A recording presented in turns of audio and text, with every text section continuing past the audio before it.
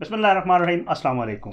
मैं हूं शाहिद सकलैन और मेरे साथ सदीक जान, किसी तारीफ़ के मोहताज नहीं। आज हमारी मुलाकात हुई तो पिछले दिनों कुछ कुछ चंद गुज़श्ता रोज़ से जो है एक बड़ा अहम वाक़या जिसके ऊपर सोशल मीडिया के ऊपर बहस हो रही है, बहुत सारी वीडियोज़ हो रही हैं, बहुत सारे सवालात उसके ऊपर उठे हैं। मैंने इनसे डिस्कस किया तो इनके पास काफ़ी मवाद था। उस हवाले से मैंने इनको बिठा दिया यहाँ पे, हम एक दोस्त के यहाँ हैं, और मैंने उनको कहा क्यों ना इसके ऊपर एक वीडियो कर ली जाए। मेरे चंद सवालात हैं जो मैं सदीक जान से पूछूंगा और सदीक जान उसके ऊपर जवाब देंगे। सदीक जान साहब, एक तो पहले तो बहुत शुक्रिया, आपने मेरे लिए वक्त निकाला। पहले तो ये बताएं, ये नेवल क्लब के हवाले से आपने भी सुना होगा और मैंने तो आपसे बात की तो माशाल्लाह आपको काफ़ी उसकी मालूमात हैं। बड़ी कंट्रोवर्सी पैदा हुई हुई है, एक ख़ास एंगल देने की कोशिश की जा रही है। मेरा पहला सवाल डायरेक्ट आपसे सवाल कर लेता हूँ कि ये जो है इतराज़ किया जा रहा है, पहला इतराज़ वो ये है कि ये तामीरात हुई हैं ये दिफाई बजट से हुई हैं, ऐसी इसमें क्या बात सच हकीकत? जी बिल्कुल, ये बता दें कि इस वक्त हम एक बंकर में बैठे हैं और ये बंकर है राजा फैसल साहब का। राजा फैसल साहब यहाँ से इंडियन चैनल्स पे अक्सर बेशतर मौजूद होते हैं और बड़ी लड़ाई झगड़ा कर रहे होते हैं इंडियन चैनल्स पे, जो वहाँ के दिफाई माहिरीन हैं और वहाँ के जो लोग हैं उनके साथ। ये आपने दुरुस्त कहा कि ये मैंने भी देखा, ये मुहिम चली, मैंने भी फिर इस पे चीज़ें कलेक्ट की क्योंकि ये मुहिम चली और सबसे ज़्यादा ये एक तकलीफ़ दह बात थी कि जो ये कहा गया कि ये जो नेवल क्लब है ये बनाया जा रहा है दिफाई बजट से, और ये भी कहा गया कि एक ऐसे हालात में जब कोविड है, जब लोग बेरोज़गार हो रहे हैं, जब मुश्किल हालात हैं, जब लोगों को खाने का नहीं मिल रहा, जब अद्वियात का मसला है, जब ये मसला है, जब वो मसला है, तो ऐसे हालात में दिफाई बजट से एक क्लब जो है वो तामीर किया जा रहा है।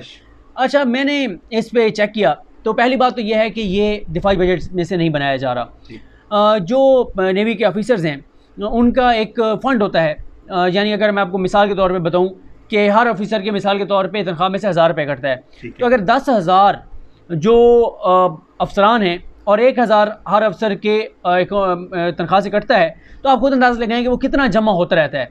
तो उनकी इन एक्टिविटीज़ के लिए एक फ़ंड है और एक लम्हे के लिए हम कहते हैं कि चलो उसमें से फ़ंड नहीं भी है, जो उनके लिए फ़ंड मुख्तस है उसमें से भी अगर वो बना रहे हैं तो वो उनका अपना एक फ़ंड है जिसमें से वो बना रहे हैं। लेकिन ये कहना कि ये एक जो स्पेसिफिक दिफाई बजट है वो उसमें से, तो ऐसा नहीं है कि, और वैसे भी हर इदारे के जो बजट होते हैं उसमें दो तरह के होते हैं ना। एक होता है कि कोई वहाँ पे अगर कोई इस तरह का कंस्ट्रक्शन का काम होता है उसके लिए होता है, कुछ तनख्वाहों के लिए होता है, कुछ और एक्टिविटीज़ के लिए होता है, तो मुख्तलिफ उसके आप समझें कि मद्दात होती हैं, मुख्तलिफ किसी भी माद में आप खर्च कर सकते हैं। लेकिन हाँ, ये जो मुहिम चलाई गई ना, असल में ना इस वक्त सोशल मीडिया पे एक फ़ैशन बन गया है फ़ौज के ख़िलाफ़ मुहिम चलाना।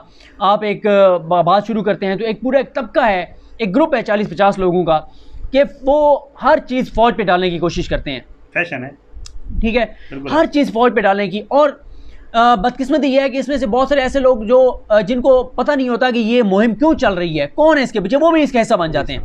अब देखिए, ये जो मैं आपको ये भी बता दूं कि ये जो इस क्लब का इफ्तिताह हुआ, ये भी बाकायदा इसका ये फंक्शनल हुए भी नहीं है। सही। और इसमें ये क्लब तो 1991-92 से है, ज़मीन नवाज शरीफ साहब ने अलॉट की थी। और ऐसा नहीं है कि तासुर दिया गया कि शायद इमरान खान के बारे में वो इल्ज़ाम लगता है कि वो कोई तल्लुकात उनके बहुत इस्टेब्लिशमेंट से आइडियल हैं, वो भी कहते रहते हैं एक पेज एक पेज। तो जैसे इमरान खान ने फेवर दिया है फ़ौज को, उन्होंने फेवर दिया है नेवी को कि उनको ज़मीन अलॉट कर दिया और उन्होंने यहाँ पे बड़ी कोई तामीरात कर ली हैं, ऐसी बात नहीं। ये 1991-92 में नवाज शरीफ साहब ने ये ज़मीन दी थी। सही। तो अब जो इसमें कुछ और तामीरात की गई हैं वो लोगों को, जो वहाँ के मेंबर्स हैं, वहाँ पे शुहदा की फैमिलीज़ आती हैं, उनको मज़ीद फैसिलिटेट करने के लिए, यानी खाने के लिए कुछ चीज़ें और वो की गई हैं। लेकिन असल बात यह है कि इसमें जो है वो दिफाई बजट नहीं है। और मुझे एक बात की समझ नहीं आती कि कंपैरिजन किया गया कि देखें जी, ये जो आर्मी से रिलेटेड जो इदारा है, जो एक फ़ोर्स है, उनके देखें कितने आलीशान क्लब हैं और आम सिविलियन को क्या मिलता है। बात यह है, हमारी हुकूमत को किसने रोका है, हमारी पिछली हुकूमतों को किसने रोका था कि आप सिविल इदारों को जो है वो बेहतर करें। अब हम बात करते हैं, मेरे उस दिन एक दोस्त के साथ बड़ी बहस हो गई। वो कहता है कि जी हम गए हैं वहाँ पे मिलिट्री के हॉस्पिटल में और वहाँ बड़ी सहूलियात थी, डॉक्टर्स ने इस तरह के मास्क पहने हुए थे, ये था वो था। और मैंने कहा यार, वो उसी फंड में से कर रहे हैं ना जो उनको एलोकेट किया गया है। हमारे जो सिविल इदारों को, हमारे जो अस्पतालों को जो फंड एलोकेट किया जाता है वो क्या करते हैं, वो कहाँ लगाते हैं, क्यों नहीं बेहतर किया जाता।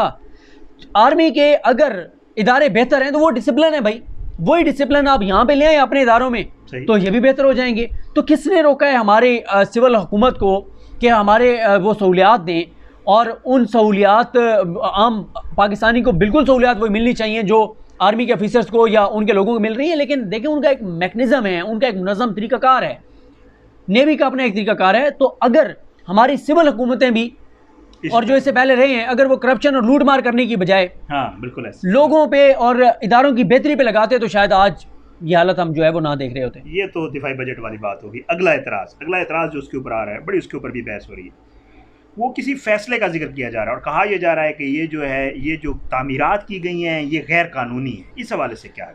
देखें, ये मामला ये चल रहा है कि सुप्रीम कोर्ट का भी एक फ़ैसला आया, लेकिन वो 2019 में आया कि लेक व्यू के गिर्द जो है वो तामीरात नहीं हो सकती। समझ आ गई। लेकिन उस पूरी प्रोसीडिंग में जो मुझे याद है, अगर किसी और के पास कोई इतला हो तो वो मुझे बता दें, उस पूरी प्रोसीडिंग में एक बार भी इस क्लब का जिक्र नहीं आया। ठीक। और ये फैसला आ रहा है 2019 में, और ज़मीन कब की एलोकेट है?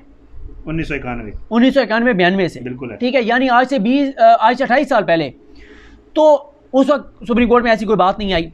और इसमें असल में मसला चल रहा है ना, वो ये है कि जो अब मज़ीद तामीरात की गई हैं, गो कि अभी उसका फंक्शनल नहीं किया गया, सिर्फ वो उसका इफ्तिताह किया नेवल चीफ साहब ने, और वो उन्होंने इसलिए उन्होंने इफ्तिताह किया कि ज़ाहिर उनका एक शेड्यूल होता है, उसमें से टाइम था, उन्होंने कहा जी आप इसका इफ्तिताह कर दें, फंक्शनल अभी नहीं करेंगे। लेकिन वो जो ठेकेदार था उसने तस्वीरें बना के डाल दी, तो वो रोला पड़ गया। और ऐसे कि जैसे पता नहीं कि कोरोना के दिनों में ही कोई फ़ंड जो है यहाँ से निकाल के दिया गया। ये बड़ा पुराना फ़ंड और बड़ा पुराना सिलसिला है, कोई ये नहीं है कि अभी फौरी तौर पर ये तामीरात हुई हैं। ये साल से ये क्लब चल रहा है और एक्टिविटीज़ जारी हैं। अब मज़ीद कुछ जो है वो तामीरात की गई हैं।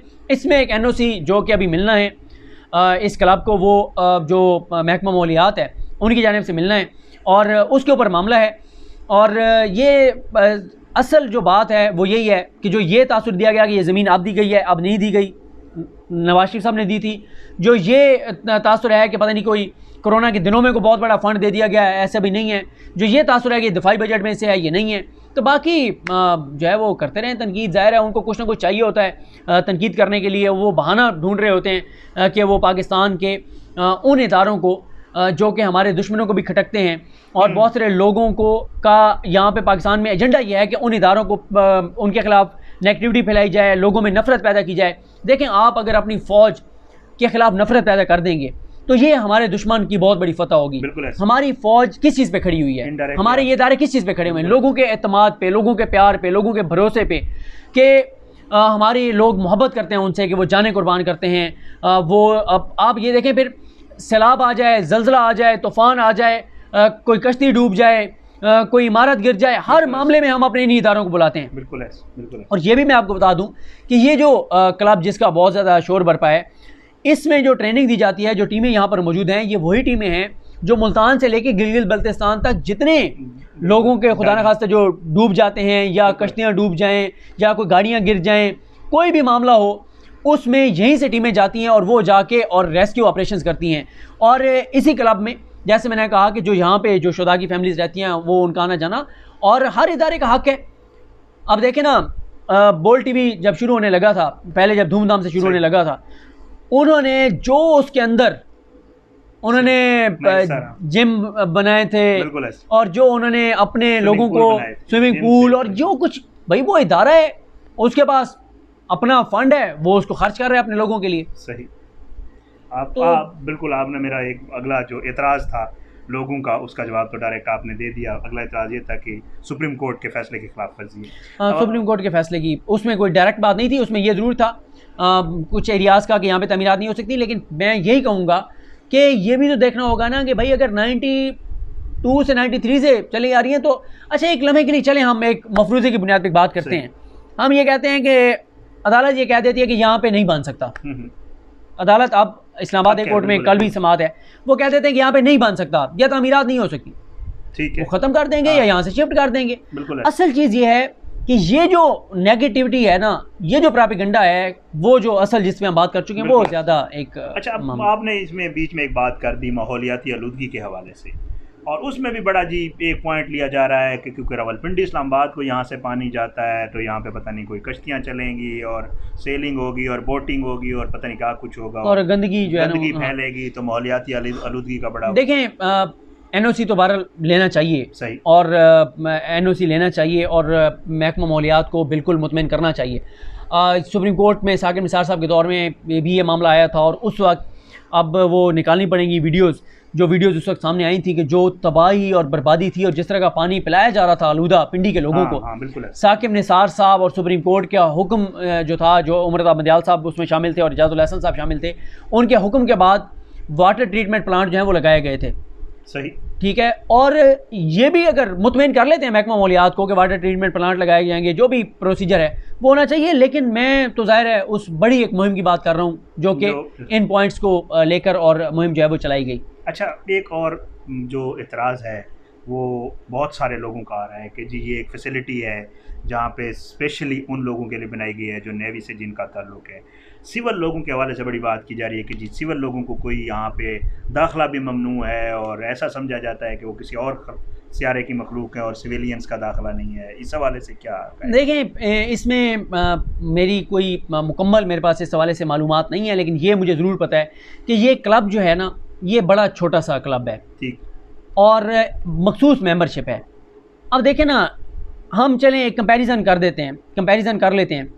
अब इस्लामाबाद क्लब भी तो है, क्या वहाँ सारे लोग जा सकते हैं?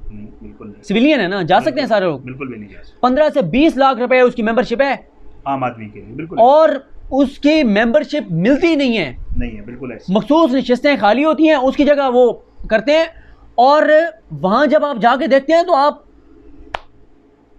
अकल दंग हो जाती है फैसिलिटीज देख के। वही ना कि ये क्या है। मतलब अब जाहिर है मैं आपका तो नहीं कहता, आपका बहुत अरसा हो गया DI खान से आए हुए, लेकिन मैं भी उन्हीं इलाकों से हूँ, बैकवर्ड इलाकों से। बिल्कुल ऐसे। हम तो यहाँ पे आ जाएं तो यहाँ पे वो चीज़ें देखें, हम तो किसी अच्छे राजा साहब रेस्टोरेंट पे चले जाएं तो हमें तो ऑर्डर देना नहीं आता कि इनमें से क्या जो है वो क्या ऑर्डर देना चाहिए और क्या करना चाहिए, खाने की चीज़ कौन सी तो और मैं पीने की कौन सी। हाँ। और वही ना भाई, अब यही है ना कि आप जब बड़ी जगहों पे जाते हैं ना तो फ्रस्ट्रेशन होती है कि यार, तो भाई आप सिविल इदारों को भी बेहतर करें ना, आप लोगों को सहूलियात दें। सही। सिविल लोगों को, आम लोगों को भी अपनी हुकूमतों से इदारों पे दबाव बनाने चाहिए कि हमें भी ऐसी सहूलियात दें जैसी वो उनको मिल रही हैं। सही। लेकिन ये तो नहीं है कि हमें क्योंकि नहीं मिल रही इनसे भी वापस ले लो। अब मैं आपको इस्लामाबाद क्लब की एक मज़ेदार बात बताऊं। मैं इरशाद भट्टी साहब के साथ बड़े प्यार मोहब्बत है। मैं कोई आज से मेरे ख्याल है कोई 1.5 साल पहले की बात है, ये जो अभी सर्दियाँ गुजरी थी ना, इससे पिछली सर्दियों की बात है। तो मुझे ना खांसी जो है वो काफ़ी शदीद हो गई, काफ़ी दिन मुझे खांसी रही। तो मुझे इरशाद भट्टी साहब ने कहा कि यार क्या हुआ है तुम्हें किसी डॉक्टर को चेक कराया? मैंने कहा जी बिल्कुल कराया है, डॉक्टर्स को चेक कराया। कहते नहीं, मैं तुम्हें खुद किसी डॉक्टर से चेक कराता हूँ। मैंने कहा भट्टी साहब अब मैं मेडिसिन ले रहा हूँ, कुछ बेहतर हूँ और मुझे ये आप मुकम्मल करने दें। खैर वो ना मुझे उन्होंने कहा कि आप ऐसे करें कि आप ना इस्लामाबाद क्लब मैं आपको लेके जाऊँगा। उधर एक डॉक्टर है उसके पास। डॉक्टर नहीं, उन्होंने कहा तुम्हारे साथ एक मामला है, तुम्हें मैं लेके जाता हूँ। वहाँ लेके गए तो मुझे उन्होंने ना एक जगह राजा साहब वो भेज दिया, वो सोनाबाद कौन सा। अच्छा। ठीक है, उन्होंने वहाँ मुझे भेज दिया और वहाँ कोई इंस्ट्रक्टर था, उन्होंने कहा जी अब राजा साहब जिन इलाकों से हम आए हैं हमें क्या ये सुहाना या सुहाना या कौन सा बादशाह ये चक्कर। उन्होंने भाईजान मुझे एक वो बिठा दिया एक कमरे में, हीट वो अच्छी खासी, और उसके बाद उन्होंने कहा जी आए वो ठंडा पानी उससे बात लें, फिर उधर बिठाया। मैंने कहा यार किन चक्करों में भट्टी साहब ने, और भट्टी साहब मुझे कहें कि ये तुम्हारी वो चेस्ट के लिए बेहतर है, क्योंकि वो जो तुम्हें चेस्ट का प्रॉब्लम है ना, जो खांसी है, ये यहाँ पे भाप है और उसके ज़रिए पता नहीं ये फ़ायदा होगा। और वो राजा साहब बता रहे थे कि कोई हर्बल भी उसमें कोई चीज़ें होती हैं और वो पानी उसके ऊपर फेंक रहे हैं और वो ये सारी ठीक है ना रंगबाजियाँ, और रंगबाजी तो हम नहीं कहेंगे, ज़ाहिर है एक सहूलत है। अब मैं वहाँ से निकल के कहूँ कि क्योंकि मुझे ये सहूलत मुयसर नहीं है, इनसे भी ले लो, ठीक है, तो ये तो कोई बात नहीं है यार। ठीक है। अब मैं आपको एक और चीज़ बताता हूँ बड़ी इंटरेस्टिंग। हमारे ना सिविल इदारों को कैसे तबाह किया गया, ये बड़ी बदकिस्मती है। और तरीका वारदात क्या होता है मैं आपको बताऊँ। बखर में जब हम बचपन में हम जाते थे, पार्क बहुत अच्छे कमाल पार्क थे, फैमिलीज जाती थी, बिल्कुल ऐसे। फिर उन पार्क को ना तबाह किया गया, उनको वीरान किया गया। और उसका फ़ायदा किसने उठाया? एक हाउसिंग सोसाइटी शुरू हुई शहर से राजा साहब बाहर 5, 7, 8 किलोमीटर। उन्होंने क्या किया, उन्होंने पहले 4 दीवारी करके ना पहले वहाँ एक पार्क बनाया, और इतना आला पार्क बनाया ना कि पूरे बखर की फैमिली जो है उस पार्क में जाना शुरू हो गई। जब वो जाना शुरू हुई फिर उन्होंने एडवर्टाइज शुरू किया, प्लाट बेचने शुरू किए। अब जो अफोर्ड कर सकते थे उनके बच्चों ने कहा कि हमने तो यहीं पे रहना है। आपके सरकारी पार्क तबाह होने से एक प्रॉपर्टी टाइकून को फ़ायदा हुआ, तो अब यार आप अपने पार्क बेहतर करें ना।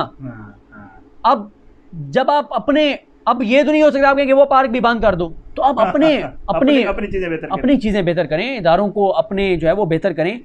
और ख़ास तौर पे मैं ये समझता हूँ, और ये मामला अदालत में है, अदालत में तामीरात का मामला देखा जा रहा है, लेकिन ये मामला कहीं पे भी नहीं आया कि दिफाई बजट से हुआ है। असल बात यह है जिस पे मैं बात करना चाहता हूँ वो ये है कि फ़ौज के ख़िलाफ़ जायज़ तनकीद करनी चाहिए, जहाँ पे जायज़ तनकीद बनती है बिल्कुल करनी चाहिए। सही। हमारे इदारे हैं, जायज़ तनकीद हो सकती है, लेकिन ऐसा प्रोपेगेंडा जिससे हमारे इदारे और उनके लोग डिमोरलाइज हों, वो नहीं होना चाहिए। मैंने एक बार एक शख्सियत ने एक बात की आर्मी से रिलेटेड, उन्होंने कहा कि हमारा कोई ऐसा, वो जो आर्मी के इलाके होते हैं उस इलाके की कोई ऐसी गली नहीं होगी जहाँ से किसी शहीद का जनाजा ना उठाओ। बिल्कुल ऐसा, शायद चंद घर होंगे जहाँ से शोधा के जनाजे ना उठे हों, ठीक है। उन्होंने कहा जब आप फ़ौज के ऊपर झूठे इल्ज़ामात लगाते हैं तो वो जिन्होंने अपने बच्चे कुर्बान किए हैं जवान, वो हर्ट होते हैं। सही। तो इसलिए हमें जायज़ तनकीद करनी चाहिए, लेकिन ऐसे प्रोपेगेंडे का हिस्सा नहीं बनना चाहिए जो एजेंडा किसी और का है और हम उसका हिस्सा बन जाए। जायज़ तनकीद होनी चाहिए। मैं कह रहा हूँ एनओसी लेना चाहिए, नेवल क्लब को बिल्कुल लेना चाहिए एनओसी, इदारों को मुतमईन करना चाहिए। वहाँ से पानी के अंदर आलूदगी इस तरह की नहीं आनी चाहिए कि पिंडी के लोग जिनको पानी मुयसर है।